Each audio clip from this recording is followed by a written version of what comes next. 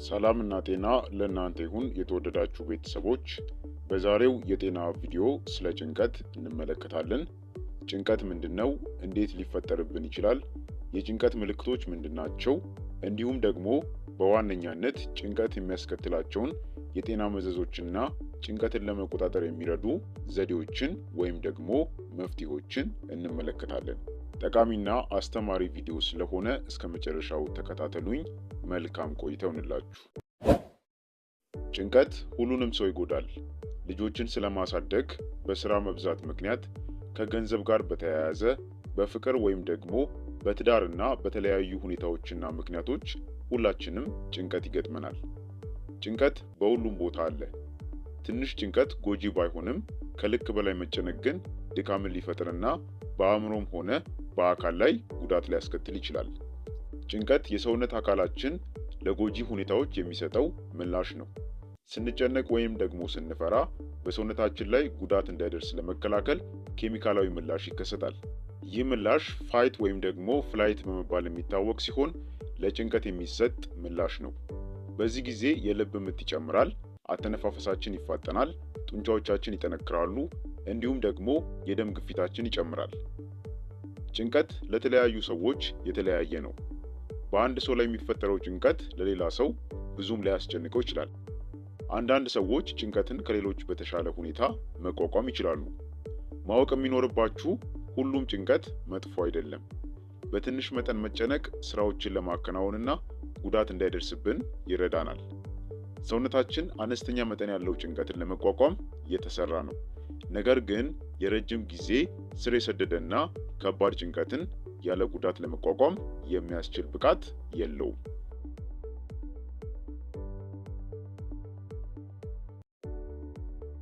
ጭንቀት በሁሉም የሰውነት ክፍሎች ላይ ተጽዕኖ ሊያሳድር ይችላል። ይህም ስሜትን ወይም ደግሞ ኢሞሽንን፣ ባህሪን፣ የማሰብ ችሎታን ወይም ደግሞ ኮግኒቲቭ ካፓሲቲንና አካላዊ ጤንነትን ይጨምራል። በእነዚህ ሁኔታዎች ወይም ደግሞ በእነዚህ አካላቶቻችንና ስሜቶቻችን ላይ የሚከሰተውን የጭንቀት ምልክቶችን አሁን ቀጥለን እንመለከታለን። የመጀመሪያው የጭንቀት ስሜታዊ ምልክቶች ናቸው። ማለትም ጭንቀት በኢሞሽን ላይ የሚፈጥራቸው ምልክቶች ማለት ነው። እነዚህ ምንድናቸው? በቀላሉ መበሳጨትና ስሜታዊ መሆን፣ ስሜትን መቆጣጠር አለመቻል፣ አእምሮን ለማረጋጋትና ለማዝናናት መቸገር፣ ስለ ራስ መጥፎ ስሜት መሰማት፣ ይህም ስንል በራስ መተማመን መቀነስ፣ እናም የብቸኝነትና ዋጋ ቢስ የመሆን ስሜት መሰማት፣ እንዲሁም ደግሞ ሰዎችን አለመፈለግ ናቸው። ሌላው በሁለተኛ ደግሞ የጭንቀት አካላዊ ምልክቶች ናቸው። ማለትም ጭንቀት በፊዚካል ላይ ወይም ደግሞ በአካላችን ላይ የሚያሳድረው ምልክቶች ወይም ደግሞ የሚያሳየው ምልክቶች ናቸው። እነዚህ ምንድናቸው? የአቅም ማነስ፣ ራስ ምታት፣ የሆድ ድርቀት፣ ተቅማጥና የማቅለሽለሽ ስሜትን ጨምሮ የሚኖሩ ሌሎች ህመሞች፣ የደረት ህመምና ፈጣን የሆነ የልብ ምት፣ እንቅልፍ ማጣት፣ በተደጋጋሚ በጉንፋንና በኢንፌክሽኖች መጠቃት፣ የወሲብ ፍላጎትና ችሎታ ማጣት፣ ነርቭ ህመምና መንቀጥቀጥ፣ ይህም የጆሮ መጮና በእጅና እግር ላይ የሚፈጠር ላብ፣ የአፍ መድረቅ፣ ለመዋጥ መቸገር እንዲሁም ደግሞ የጥርስ መፋጨት ናቸው። እነዚህ ጭንቀት በአካሎቻችን ላይ የሚፈጥራቸው ወይም ደግሞ የሚያሳያቸው ምልክቶች ናቸው። ሌላው በሶስተኛ ደግሞ የጭንቀት ምልክቶች በአእምሮ ላይ የሚታዩ ናቸው። ይህም ማለት ጭንቀት በኮግኒቲቭ ወይም ደግሞ በአእምሮ ላይ የሚያሳድረው ምልክቶች ወይም ደግሞ የሚያሳየው ምልክቶች ማለት ነው። እነዚህ ምንድናቸው? በቀጣይነት መፍራት፣ የሀሳብ መበታተን፣ የመርሳትና ነገሮችን ኦርጋናይዝ የማድረግ ችግር፣ ትኩረት ማድረግ አለመቻል፣ ውሳኔ መወሰን አለመቻል፣ እንዲሁም ደግሞ አሉታዊ ወይም ኔጌቲቭ ነገሮችን ብቻ ማየትና ማሰብ ናቸው። ሌላው በአራተኛ የምናየው ደግሞ ጭንቀት በባህሪ ላይ የሚያሳድራቸው ምልክቶች ወይም ደግሞ የሚያሳያቸው ምልክቶች ናቸው። እነዚህም በምግብ ፍላጎት ላይ የሚኖር ለውጥ ማለትም ምግብ አለመብላት ወይም ደግሞ ከልክ በላይ መብላት ሊሆን ይችላል። ሌላው ኃላፊነቶችን አለመውሰድ፣ አልኮልን፣ አደንዛዥ እጽን ወይም ደግሞ ሲጋራን የበለጠ መጠቀም፣ ጥፍርን መብላት፣ ፀጉር መንጨትና መንቀጥቀጥ ያሉ የነርቭ ችግር ምልክቶች እነዚህ ጭንቀት በባህሪ ላይ ወይም ደግሞ በእኛ ቢሄቨር ላይ የሚያሳያቸው ለውጦች ወይም ደግሞ ምልክቶች ናቸው።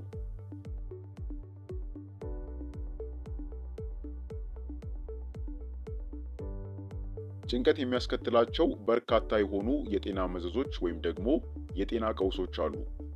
እነዚህን የጤና ቀውሶች ስንመለከት የመጀመሪያው የስኳር ህመም ነው። ጭንቀት የስኳር ህመምን በሁለት መንገድ ሊያባብሰው ይችላል። አንደኛ እንደ ጤናማ ያልሆነ አመጋገብ እንዲኖር በማድረግና ሁለተኛ ደግሞ በቀጥታ በደም ውስጥ ያለውን የስኳር መጠን እንዲጨምር በማድረግ ነው። ይህ በተለይም አይነት 2 የስኳር በሽታ ባለባቸው ሰዎች ላይ በጣም የተለመደ ይሆናል። ስለዚህም ጭንቀት በዋነኛነት ለስኳር ህመም እንዲሁም ለስኳር በሽታ ሊዳርገን ይችላል ማለት ነው። ሌላው በሁለተኛ ጭንቀት የአስም በሽታ መንስኤ ነው። ጥናቶች እንደሚያሳዩት ጭንቀት የአስም በሽታን ሊያባብስ ይችላል። ጭንቀት በሚሰማን ጊዜ አተነፋፈሳችን ይለዋወጣል። አስም ባይኖርብንም ማለት ነው። ጭንቀቱ ሳይሆን በጭንቀቱ ምክንያት የሚፈጠረው የአተነፋፈስ ለውጥ ለአስም የሚዳርገን ይሆናል። ይህም ጡንቻዎች እንዲኮማተሩ በማድረግ አተነፋፈሳችን እንዲፋጠን ያደርጋል። በምንጨነቅበት ጊዜ የጭንቀት ሆርሞኖች በከፍተኛ መጠን ይጨምራሉ። እነዚህም ሆርሞኖች የአስም በሽታን ያባብሱታል። ሌላው በሶስተኛ ደረጃ ጭንቀት የልብ በሽታን ያስከትላል። ጭንቀት የልብ ምትንና የደም ፍሰትን ይጨምራል። እንዲሁም ደግሞ የኮሌስትሮል እና የትራይግላይሰራይድ መጠንን በደም ውስጥ ይጨምራል። ይህም ታዲያ ለልብ በሽታ ዋነኛ የሆነ መንስኤ ነው። ማጨስና የሰውነት ክብደት መጨመር በተዘዋዋሪ አንዱ ለልብ በሽታ መንስኤ ናቸው። በተለይም የልብ በሽታ ያለባቸው ሰዎች ጭንቀትን በተለየ መልኩ ማስወገድ ይኖርባቸዋል። አራተኛው ጭንቀት ከመጠን ያለፈ ውፍረት ያስከትልብናል። በሆድ ውስጥ ያለው ከመጠን ያለፈ ስብ ከእግር ወይም ደግሞ ዳሌ ላይ ካለው ስብ ይልቅ ለበሽታ የሚዳርግ ነው። ከፍተኛ ጭንቀት ያለባቸው ሰዎች በሆዳቸው አካባቢ የስብ መከማቸት ያጋጥማቸዋል። ጭንቀት የኮርቲሶል ሆርሞን እንዲጨምር ያደርጋል። ይህም ደግሞ በሆድ ውስጥ የሚከማቸውን የስብ መጠን ይጨምራል። አምስተኛው ጭንቀት ለራስ ምታት ይዳርጋል። ይህ ሁላችሁም የምታውቁት ነው። ጭንቀት ለራስ ምታት ከሚያጋልጡን በጣም ከተለመዱት ቀስቃሽ ሁኔታዎች ውስጥ አንዱ ነው። ራስ ምታት የሚከሰተው በአእምሮ ውስጥ የሚገኙት ኒውሮትራንስሚተርስ የሚባሉት ኬሚካሎች ላይ ለውጥ ሲፈጠር ነው። በእነዚህ ኬሚካሎች ላይ ለውጥ ከሚፈጥሩት ምክንያቶች አንዱ ደግሞ ጭንቀት ነው። በስድስተኛ ደግሞ ጭንቀት ለድብርት ወይም ደግሞ ለድባቴ ይዳርገናል። አንድ ጥናት እንዳመለከተው ጭንቀት ያጋጠማቸው ሰዎች ዝቅተኛ ጭንቀት ካለባቸው ሰዎች ይልቅ ለድብርት የመጋለጥ እድላቸው ከፍ ያለ ነው። ይህ የሚታወቅ ነው፣ ጭንቀት በራሱ ድብርት ስለሆነ ማለት ነው። ሰባተኛ ደግሞ ጭንቀት የጨጓራ በሽታን ያመጣል። ጭንቀት የጨጓራ ቁስለት አያመጣም። ይሁን እንጂ የጨጓራ ህመምንና ቃርን ሊያባብስ ይችላል። ምክንያቱም ጭንቀት ምግብ በምግብ ልመት ስርዓት አካላቶች ውስጥ በሚያደርገው ጉዞ ላይ ተጽዕኖ ያሳድራል። በዚህ ምክንያት ለድርቀት፣ ተቅማጥ፣ ለአንጀት ቁስለት ላሉ በሽታዎች ሊዳርገን ይችላል። በስምንተኛ ደረጃ ደግሞ ጭንቀት የመርሳት በሽታን ያመጣል። ጭንቀት የአልዛይመር በሽታን ሊያባብሰው ስለሚችል የአንጎል ቁስሎች በፍጥነት እንዲፈጠሩ ያደርጋል። አንዳንድ ተመራማሪዎች ጭንቀትን መቀነስ የበሽታውን እድገት የመቀነስ አቅም እንዳለው ይገምታሉ። ዘጠነኛ ጭንቀት እርጅናን ያፋጥናል። ጭንቀት በእድሜ ላይ ተጽዕኖ አለው። ጭንቀት እድሜን ከ9 እስከ 17 ዓመት በማፋጠን እርጅና እንዲከሰት ያደርጋል። ጭንቀት የኦክሲዴቲቭ ስትረስን ይጨምራል። የኦክሲዴቲቭ ስትረስ ደግሞ ሴሎቻችንን፣ ፕሮቲኖችን እንዲሁም ደግሞ ዲኤንኤን ያጠፋል ወይም ደግሞ ይገድላል። ይህም ታዲያ እርጅና እንዲፋጠን ምክንያት ነው። በአስረኛ ደግሞ ጭንቀት ሞትን ያፋጥናል። የሚናደዱና የሚጨነቁ ሰዎች ቶሎ ይሞታሉ ሲባል መቼም ሰምታችኋል። ጭንቀት በሚፈጥረው የሆርሞን ለውጥ ምክንያት በልብ አሰራር ላይ ተጽዕኖ አለው። ይህም በአንዴ ባይሆንም በጊዜ ሂደት ልብን ይጎዳል።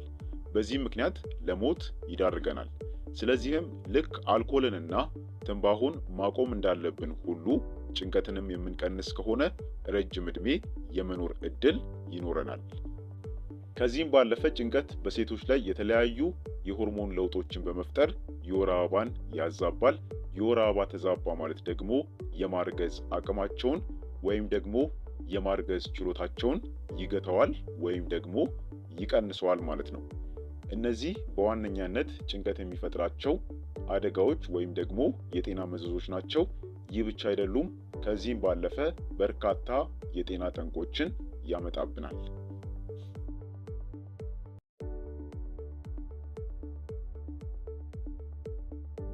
በመጨረሻም ጭንቀትን እንዴት መቀነስ ወይም ደግሞ መቆጣጠር ይቻላል የሚለውን እንመለከትና ፕሮግራሜን አበቃለሁ።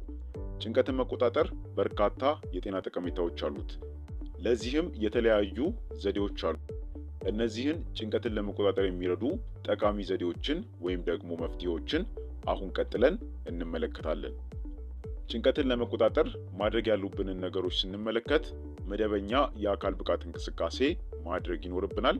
አእምሮን ማዝናናት፣ ለዚህም እንዲረዳችሁ በጥልቀት መተንፈስን መለማመድ፣ ሜዲቴት ማድረግ፣ ዮጋ መስራት ወይም ደግሞ ማሳጅ መደረግ፣ የደስታ ስሜትን መፍጠር፣ ከቤተሰብና ከጓደኞች ጋር ጊዜ ማሳለፍ፣ በትርፍ ጊዜ መጽሐፍ ማንበብ፣ ሙዚቃ ማዳመጥ ወይም ደግሞ ወክ ማድረግ፣ በቂ እንቅልፍ ማግኘት፣ ጤናማና የተመጣጠነ ምግብ መመገብ እንዲሁም ደግሞ ከትንባሆና አልኮል መራቅ ያስፈልጋል።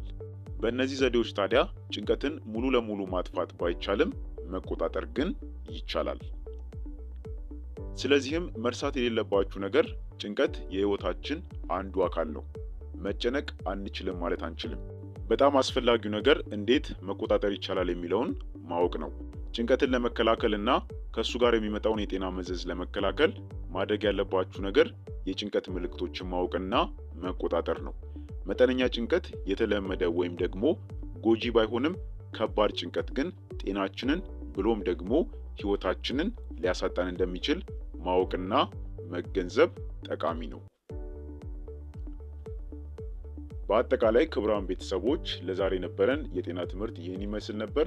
ሁላችሁም ማወቅ ያለባችሁና ሁላችሁም ልታውቁት እንዲሁም ልትማሩበት የሚገባ ጠቃሚ የሆነ የጤና ትምህርት ነው። ስለዚህም ላይክ እንዲሁም ሼር ብታደርጉ ሌሎችም እንዲጠቀሙበትና ሌሎችም እንዲማሩበት ትረዳላችሁ ማለት ነው። ለዛሬ በዚህ ብቃን። በቀጣይ በሌላ የጤና ትምህርት የምንገናኝ ይሆናል። እስከዛው ቸር ያቆየን። መልካም ጊዜ። ቻው።